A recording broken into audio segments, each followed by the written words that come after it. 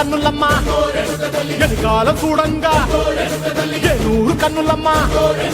సాధువు శిస్తులంతా సాగిల బట్టరమ్మ మహారాజు రాజులంతా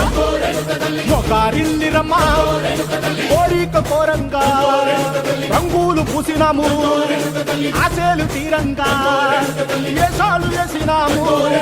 నీకన్నా పెద్ద దిక్కులో కాన ఎక్కడుంది నైవేద్యం ఎట్టంగా మాట్లాడ ఏమిటుంది మనలన్నీ అడగిచ్చి వరమీయవే తల్లి కన్నా బిడ్డలను కాపాడవే తల్లి